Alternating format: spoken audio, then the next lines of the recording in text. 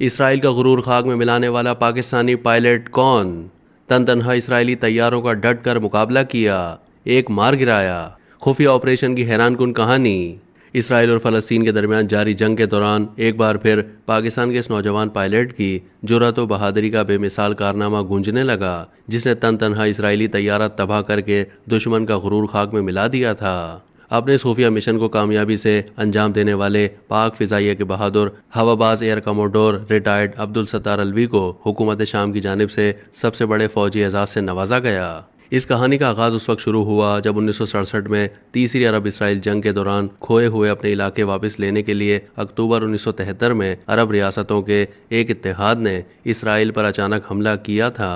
1967 की 6 रोज़ा जंग में इसराइल ने मिस्र के जजीरा नुमा सीना, शाम की गोलान की पहाड़ियों के तकरीबन आधे हिस्से और मगरबी किनारे के उन इलाकों पर कब्जा कर लिया था जो 1948 से उर्दन के जेर इंतजाम थे। 1973 की जंग अरब इसराइल तनाज़े का हिस्सा थी। इसराइल के क़याम के बाद से इस तनाज़े पर कई जंगें और झड़पें हो चुकी हैं। 26 अप्रैल 1974 को अब्दुल सत्तार अलवी, जो उस वक्त एक नौजवान फ्लाइट लेफ्टिनेंट थे, उन्होंने जारी लड़ाई के दौरान शामी फिजाइया का MiG-21 लड़ाका तैयारा उड़ाते हुए इसराइली एयरफोर्स का मिराज तैयारा मार गिराया था। एक इंटरव्यू के दौरान air commodore retired Abdul Sattar Alvi ने पूरी कहानी सुनाई कि इसका आगाज कैसे हुआ।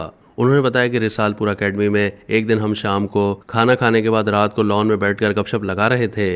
इन दिनों अरब इसराइल जंग शुरू हुई तो हम भी इसी पर बातचीत कर रहे थे। अब्दुल सत्तार अलवी ने कहा कि आमतौर पर ऐसा होता था कि हम अरबों को तनकीद का निशाना बनाते हुए कहते थे कि ये कैसे लोग हैं, मतलब हर दूसरे दिन कोई लड़ाई करते हैं फिर मार खाकर मुसलमानों की बेइज्जती करवाते हैं। तो वहाँ किसी ने कहा अगर ऐसा है तो हम इसमें क्या कर सकते हैं, जिस पर मैंने कहा कि हम तो फाइटर पायलट हैं तो हम रजाकार बन सकते हैं। जिस पर मेरे रूममेट फ्लाइट लेफ्टिनेंट सफदर ने मुझे कहा कि ठीक है, चल मैं भी तुम्हारे साथ हूँ, उठो अभी। जिसके बाद आधी रात को हम commandants presidents of the academy चले गए। एयर चीफ मार्शल जुल्फ़िकार मरहूम कमांडेंट थे।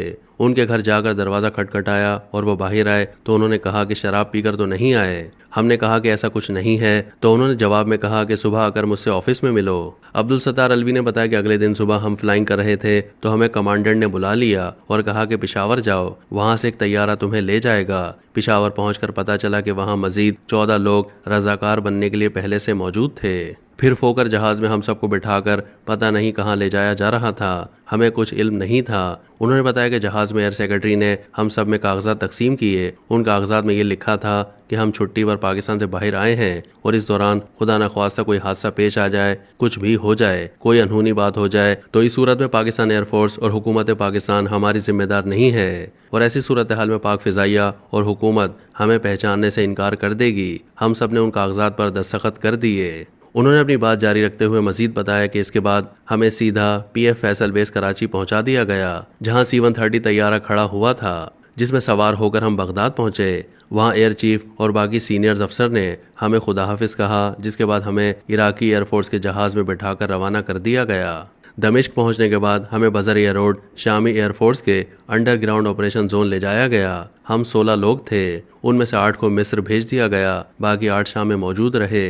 अब्दुल सत्तार अलवी ने बताया कि शाम में मौजूद 8 अफराद में मैं भी शामिल था। उन्होंने मजीद बताया कि हमें यह अहकामात थे कि परवास के दौरान इसराइल की सरहद से 10 मील दूर रहना है। इसी तरह 26 अप्रैल 1974 को परवास करते हुए इसराइली सरहद से वापस बेस की जानिब जा रहे थे कि उस वक्त तैयारों में ईंधन कम था और वैसे भी MiG-21 में पेट्रोल कम होता है। जैसे ही हम बेस की तरफ वापस मुड़े तो रडार ने इतला दी कि इसराइल के काफ़ी तैयारे बहुत तेज़ी से आ रहे हैं। अब्दुल सत्तार अलवी ने बताया कि पीछे से आने वाले इसराइली तैयारे बहुत तेज़ी से करीब आ चुके थे। इस दौरान रेडियो जाम हो गया। मैंने अपना तैयारा पीछे मोड़ा और उस वक्त मैं अपनी फॉर्मेशन में सबसे पीछे था। मैंने नीचे देखा तो ज़मीन की तरफ यानी नीचे से एक चमक दिखाई दी। मैंने गौर से देखा तो वो इसराइली तैयारा मेराज था। हालांकि ये तैयारा इतना छोटा होता है और आपकी तरफ आ रहा हो तो वो बिल्कुल भी नज़र नहीं आता। ये तो अल्लाह ताला की मेहरबानी से मैंने देख लिया।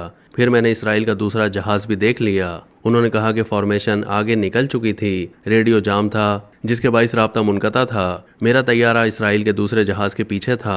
पहला इसराइली जहाज़ मेरे ऊपर आ गया था। मैं दोनों से लड़ रहा था। दूसरे तैयारे के पायलट को समझ आ गई कि अब भागने के सिवा उसके पास कोई रास्ता नहीं था, तो वो राह फरार इख्तियार करते हुए नीचे की तरफ जाने लगा। उन्होंने बताया कि इससे मुझे ये फ़ायदा हुआ कि जो अलहदगी या दूरी मुझे चाहिए थी वो मुझे मिल गई। अब्दुल सत्तार अलवी ने बताया कि मैंने निशाना लगाते हुए फायर कर दिया और मिसाइल जाकर सीधा इसराइल के मेराज तैयारे को लगा और वो तबाह हो गया। उन्होंने बताया कि उस वक्त तक मेरे तैयारे का ईंधन खत्म हो चुका था, मैं मजीद कुछ नहीं कर सकता था, लेकिन फिर भी खुशकिस्मती ये थी कि दूसरा इसराइली तैयारा फौरन भाग निकला।